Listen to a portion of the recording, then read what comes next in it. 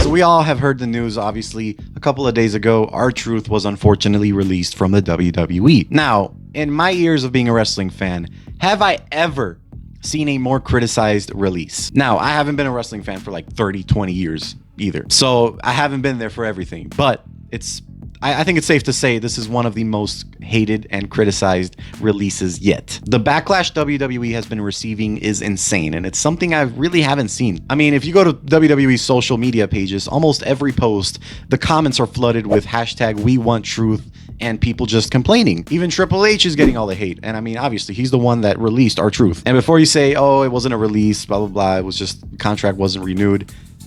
It's a release, all right? Truth was reportedly surprised with the news, so that just tells you it was not in his intention to, stop working for the WWE. This was 100% a WWE thing. They didn't want to work with Truth anymore. They didn't want to have to pay him anymore, so they let him go. It's unfortunate. So they're not going to renew his contract, which sucks. Even WWE superstars were very, very, very, very sad about these news, and they all also voiced their opinions online. Now, what sucks even more is the fact that R-Truth is a WWE veteran. He has been around for a long time, and their decision was pretty much money-based. It's all about them wanting to save money. They just put R-Truth against John Cena in a main event that everybody wanted to see. They released him days after. Now, this kind of decision-making by WWE could absolutely hurt other superstars like Akira Tozawa, for example. He also has this comedic gimmick, and he's honestly not used very much. And at this point, it's not even about whether or not you're being used. R-Truth was used. He was on weekly WWE television, and they still got rid of him. But the reason I decided to make this video actually goes beyond just R-Truth and the releases. It's obvious that WWE this year has really become money-based. They really don't care about anything else except the money that they make. A couple of weeks ago, WrestleMania was reportedly, no longer going to be taking place in New Orleans, which sucks because I believe it was already over a month after they had announced that WrestleMania was going to be in New Orleans, which, as someone that's been to a WrestleMania in the past, I understand the excitement of people from that city that were like, oh my gosh, I've never been to a Mania before. This is going to be my first one. Let's plan it all out, blah, blah, blah. And sure, New Orleans has had like 2 WrestleManias already in the past decade. But still, I mean, there are fans that were promised a WrestleMania next year, and they're not getting it. And all Triple H did, at least from what I saw, was he posted a video announcing the Money in the Bank event that's going to be taking place there instead of WrestleMania. But I didn't hear a single apology, didn't even hear a sorry to inform you, didn't even hear a proper announcement regarding WrestleMania. Now, I'm sure that will come later, but hopefully they at least apologize, because that's just crazy. You don't see this kind of stuff happen this late on, having WrestleMania changed like that, aside from the pandemic, because that doesn't count. They were forced to change it. Things change all the time, all right? Like, let's be honest. But when it comes to this, it didn't need to be changed. They made a promise. They made an announcement, and they got offered more money from another city, and that's all it took for them to say, heck yes, we're going back to Vegas, because that is the rumor right now, that they're going to hold WrestleMania in Las Vegas again. Either that or in Saudi Arabia. And even if it's not this year, we're eventually going to get a Saudi Arabia WrestleMania, which is very controversial, but it is what it is, man. I mean, what can we as fans do? We clearly voice our opinions, but they're not going to listen. And that kind of sucks, being a wrestling fan. Not just that, but we've seen other things happen in 2025. And I feel like this year has just been countless events that are just taking place that really just let us know how WWE is moving forward right now. I mean, we all remember WrestleMania 41 and the hype that even last year, the Raw after WrestleMania was already hyping up WrestleMania 41. We saw The Rock and Cody Rhodes. It looked like they were going to have a match in next year's WrestleMania. We expected The Rock to come back. He came back at Bad Blood. That meant nothing. He came back for no reason. And then he came back for the Netflix debut, did nothing except praise Cody Rhodes for some reason. Praise the rival that he had and break kayfabe and just do nothing once more. Then he comes back. He wants Cody's soul.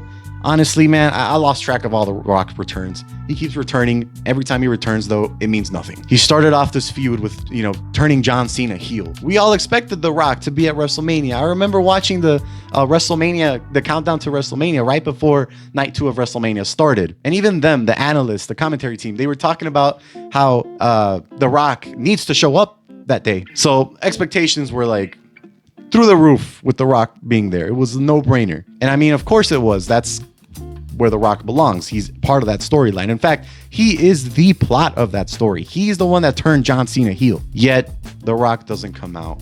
And what do we get instead? Travis Scott. And Fiend. And morphine. And morphine. And we might get morphine next year.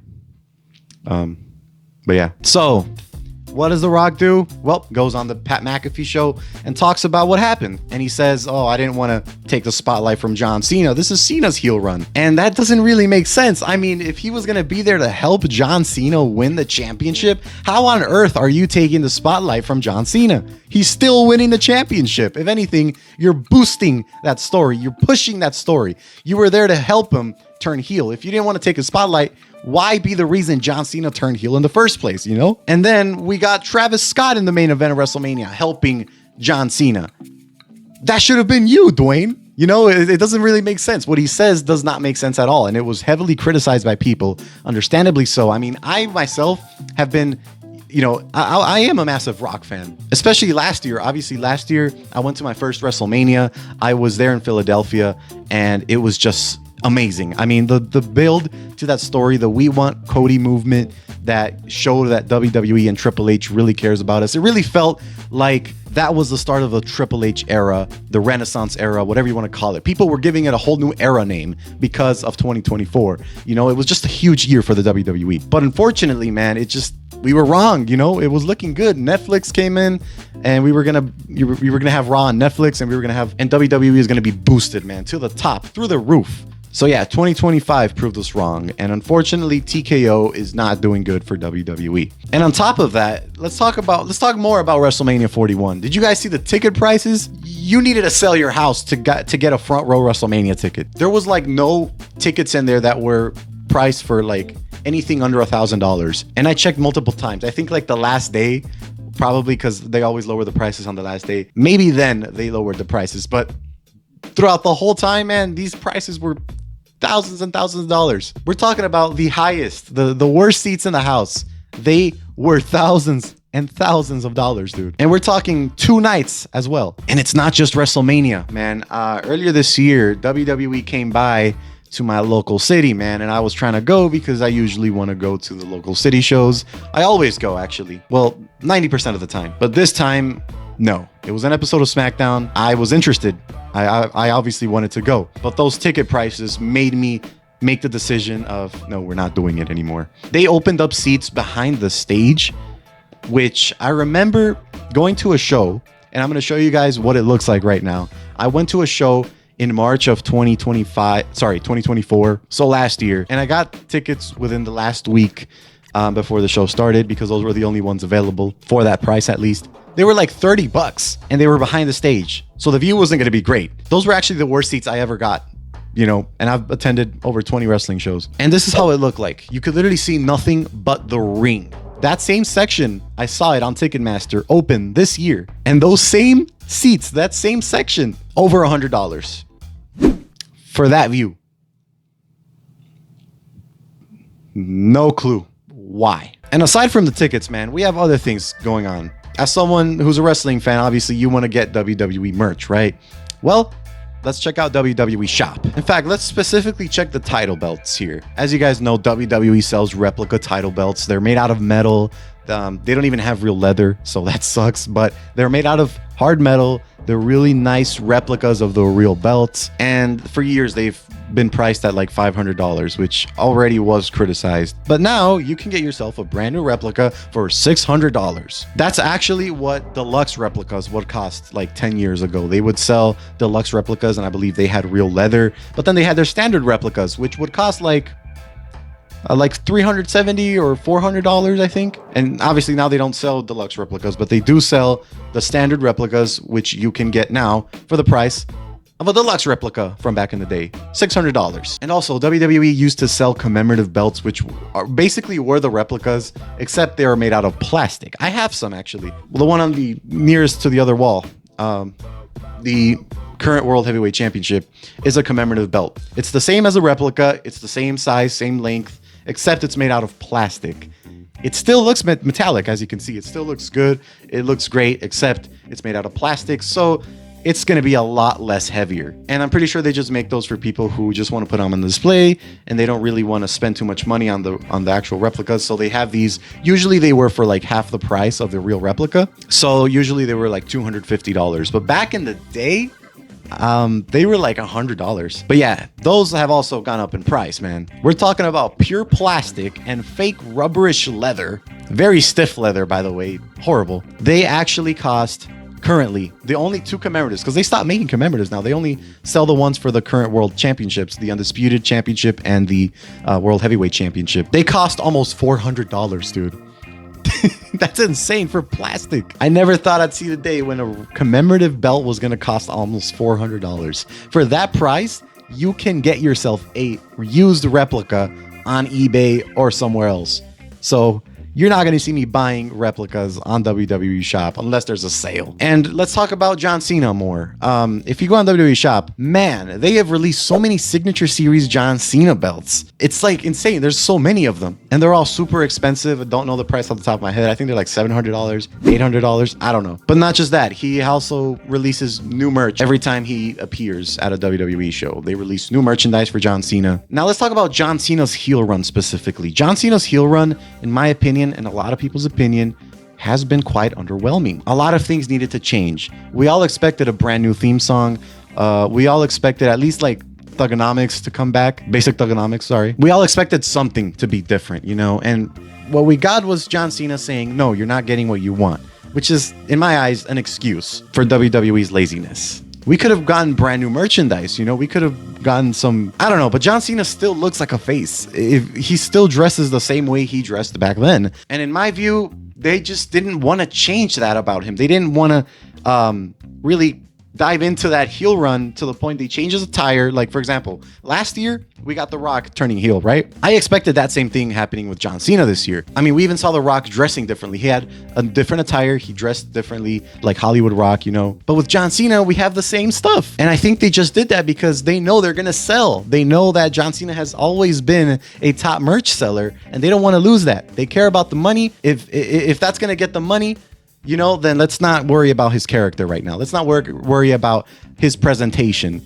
Because, yeah, in my opinion, John Cena's heel presentation could definitely use some work, especially in his attire. And I mean, even the booking, if right now, obviously, we're getting John Cena teaming up with Logan Paul in a tag team match at Money in the Bank. Kind of random. It just feels very underwhelming. It feels like it could be so much better, but unfortunately, WWE, man, I don't know what they're doing out here. They're just too worried about how much money they can make, what they can do to make even more money, but they're not worried about the actual product as much as they should be. Their priorities are definitely not in the right place right now. And look, I'm not someone that likes criticizing WWE because I love WWE. I mean, I really do. Isn't it obvious? And I've always loved it. I always will. It's just kind of upsetting and underwhelming to see this happen. And I know I'm not alone. A lot of people have voiced their opinions as well. It's kind of like the popular opinion here. You'd be in the minority to think that everything is okay right now with what WWE's doing. There's also so many stars that have potential that WWE is just not using right. Karrion Kross, Andrade, for example, they have been around.